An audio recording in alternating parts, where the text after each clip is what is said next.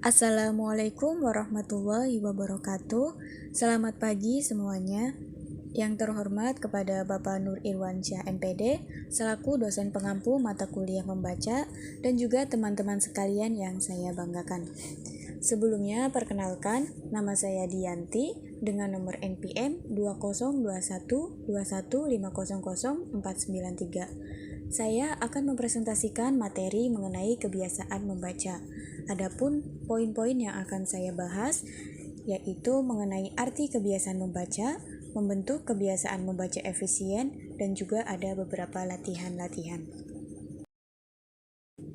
Baik, sebelum saya bahas mengenai arti kebiasaan membaca, penjelasan ini akan dimulai dengan menjelaskan arti istilah kebiasaan dari beberapa sumber. Yang pertama, secara harfiah, kebiasaan memiliki arti pengulangan sesuatu secara terus-menerus dalam kegiatan yang sama. Kebiasaan ini terbentuk dengan sendirinya, bahkan tanpa disadari sebelumnya oleh pelaku. Suatu kegiatan bisa menjadi kebiasaan karena memberikan rasa nyaman bagi pelaku, sehingga cenderung memberikan efek kecanduan. Berikutnya, menurut Kamus Besar Bahasa Indonesia atau KBBI, arti kata kebiasaan adalah sesuatu yang biasa dikerjakan dan sebagainya. Arti lainnya dari kebiasaan adalah pola untuk melakukan tanggapan terhadap situasi tertentu yang dipelajari oleh seorang individu dan yang dilakukannya secara berulang untuk hal yang sama. Arti dari kebiasaan berikutnya yaitu menurut TP Tampu Bolon, kebiasaan adalah suatu kegiatan atau sikap, baik yang bersifat fisik maupun mental, yang telah mendarah daging pada diri seseorang. Sedangkan dari segi kemasyarakatan, dapat dikatakan bahwa kebiasaan ialah kegiatan atau sikap, baik fisik maupun mental, yang telah membudaya dalam suatu masyarakat. Nah, dengan demikian, suatu kebiasaan adalah bagian dari kebudayaan suatu masyarakat. Selanjutnya yaitu arti dari membaca. Membaca adalah kegiatan fisik dan mental yang dapat berkembang menjadi suatu kebiasaan. Dapat disimpulkan bahwa kebiasaan membaca ialah kegiatan membaca yang telah mendarah daging pada diri seseorang.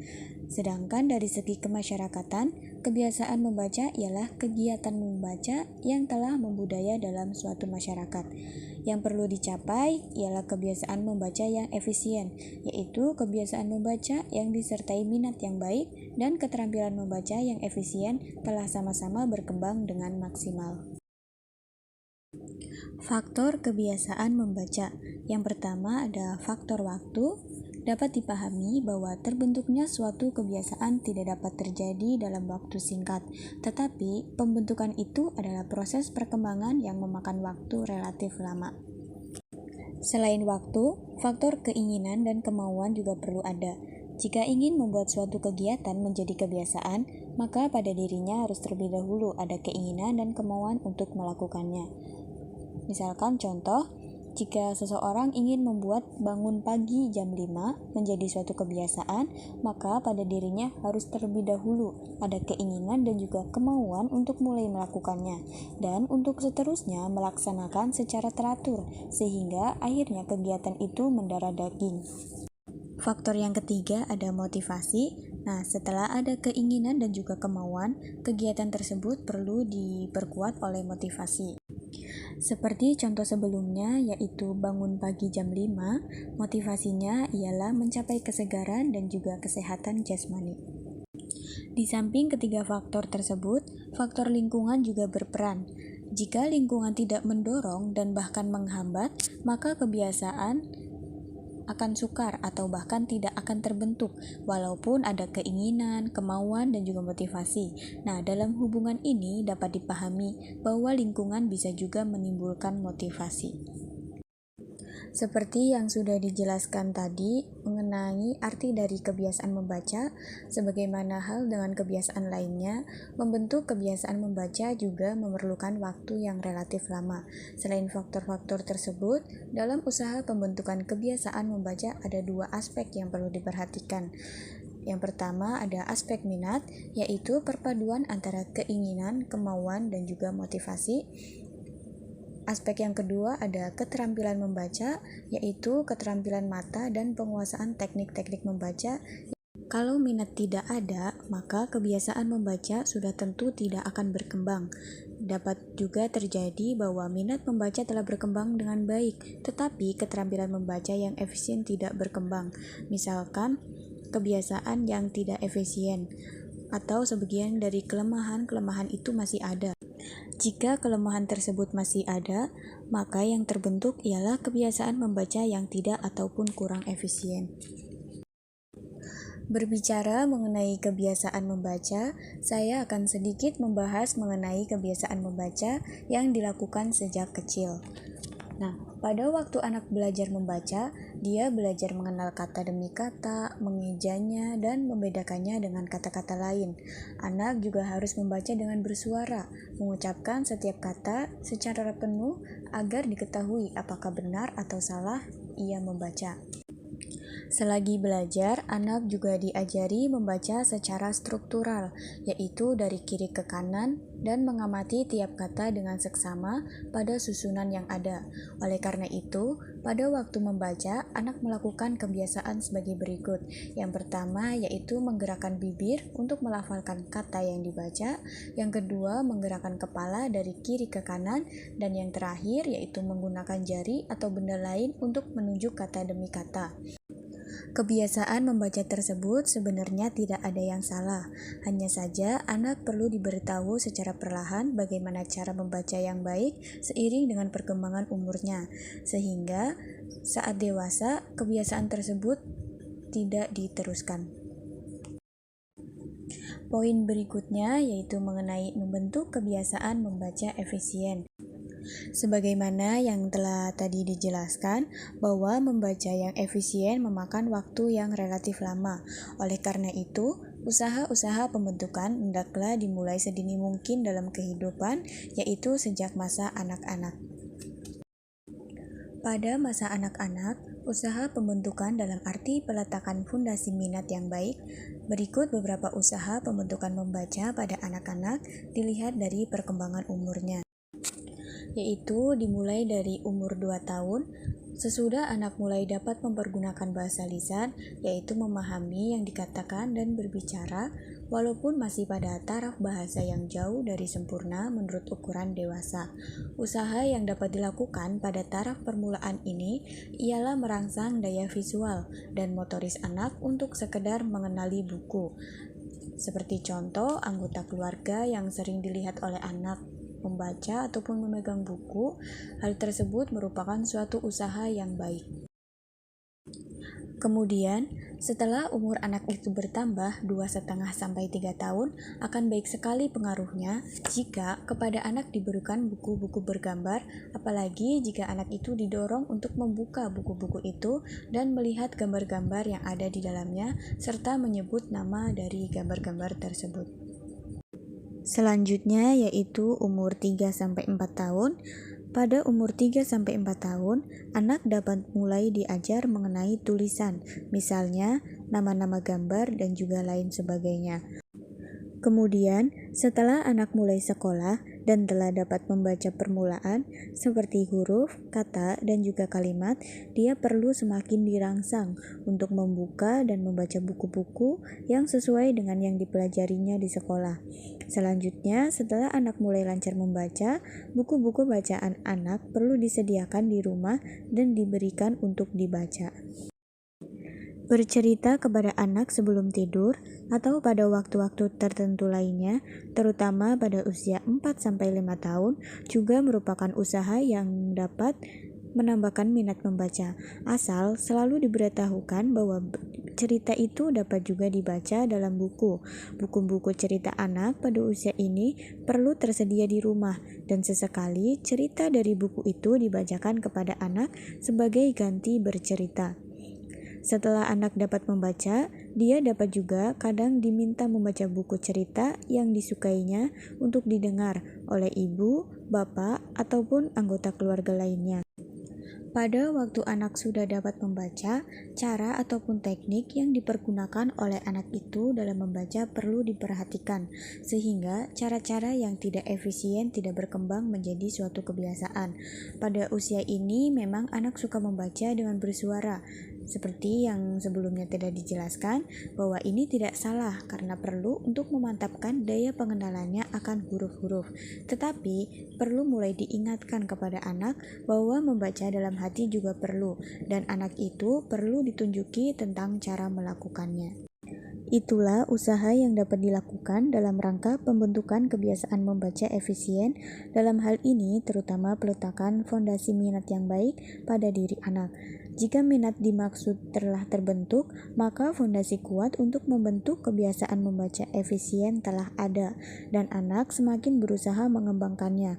Selain minat yang baik berkembang dengan sedikit bimbingan tentang teknik-teknik membaca efisien, maka anak itu akan memiliki kebiasaan membaca yang efisien.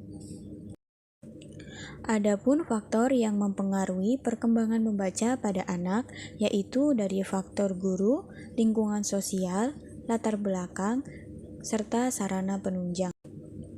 Dari faktor guru, salah satu yang mempengaruhi perkembangan membaca yaitu cara pengajaran atau metode mengajar yang digunakan oleh guru dalam melatih siswanya dalam membaca. Dari faktor lingkungan sosial, yaitu dari segi pergaulan pada anak, apakah dia bergaul dengan anak-anak yang rajin dan senang membaca ataupun tidak.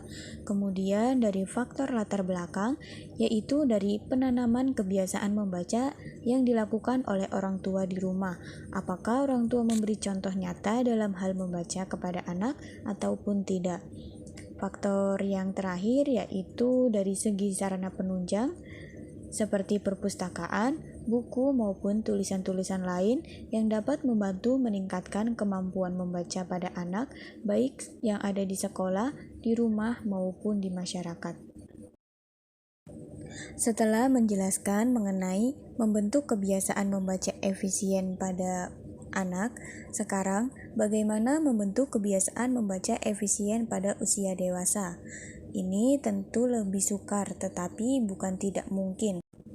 Adapun teknik-teknik efisien yang harus dikuasai, pada bab sebelumnya, teknik-teknik ini sudah dibahas, tetapi saya ingin mengingat kembali mengenai teknik-teknik membaca. Yang pertama ada selecting. Selecting ini merupakan teknik baca pilih, yang mana teknik ini digunakan berdasarkan dengan kebutuhan membaca seseorang. Teknik ini umumnya dilakukan sebelum melakukan aktivitas membaca. Contohnya ketika membaca judul berita di koran. Pada umumnya, selecting digunakan oleh seseorang yang ingin menemukan literatur atau referensi untuk mengembangkan tulisannya, sehingga tulisan yang diciptakan akan lebih berbobot dan juga informatif. Yang kedua ada skipping. Skipping merupakan teknik baca yang melompati atau mengabaikan bagian yang dirasa tidak diperlukan. Jika telah mengerti isi dari bagian tertentu dalam bacaan, maka melewatinya tidak menjadi masalah. Singkatnya, apabila bahan bacaan yang dibaca sudah tidak berkesinambungan dengan kebutuhan, maka sebaiknya menggunakan teknik skipping. Tentunya teknik ini dapat digunakan ketika membaca jenis bacaan apapun. Yang ketiga ada skimming. Skimming disebut juga sebagai teknik membaca layap, merupakan sebuah cara membaca dengan mengambil intisari dari bahan bacaan untuk mempermudah mengetahui isi buku secara cepat. Meskipun membaca dengan cepat, akan tetapi kita tetap perlu membacanya secara runtut, mulai dari daftar isi hingga akhir halaman yang memiliki kesimpulan.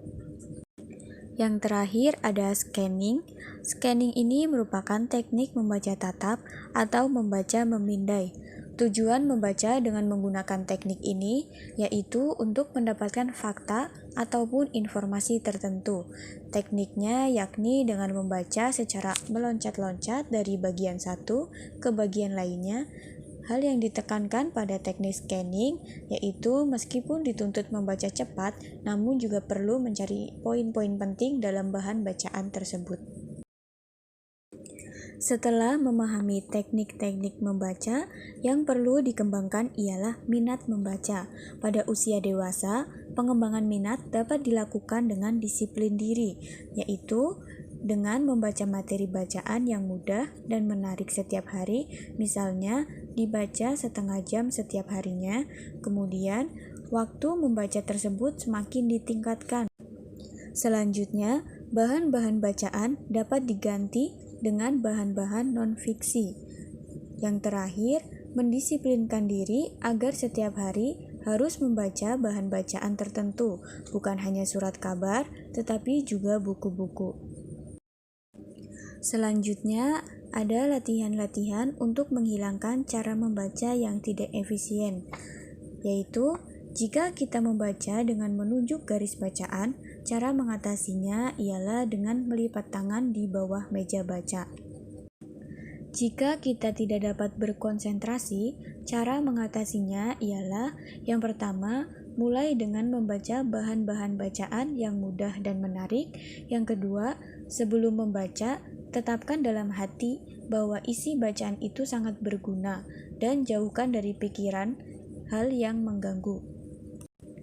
Jika kita tidak dapat dengan cepat menemukan pikiran pokok dalam bacaan, cara mengatasinya ialah yang pertama, pelajari kembali cara-cara membaca paragraf, artikel, dan juga buku. Yang kedua, lakukan latihan-latihan menemukan pikiran pokok. Dan yang terakhir, bacaan dibaca secara berulang-ulang. Kesimpulannya, untuk membentuk kebiasaan membaca dalam diri, yang diperlukan yaitu usaha dari seseorang itu sendiri. Oleh karena itu, latihan-latihan diperlukan sedini mungkin agar kebiasaan membaca yang efisien dapat tercapai. Kebiasaan membaca yang efisien juga dapat terbentuk jika seseorang sudah menguasai usaha dan teknik yang telah dijelaskan. Baik, itu saja yang dapat saya sampaikan mengenai materi presentasi saya, yaitu kebiasaan membaca. Saya memohon maaf apabila ada kesalahan dalam penyampaian materi ataupun kesalahan lainnya. Dan saya ucapkan terima kasih banyak atas perhatiannya. Semoga materi yang saya sampaikan dan juga rekan kelompok 6 dapat bermanfaat bagi kita semua di kemudian hari. Saya akhiri presentasi ini. Wassalamualaikum warahmatullahi wabarakatuh.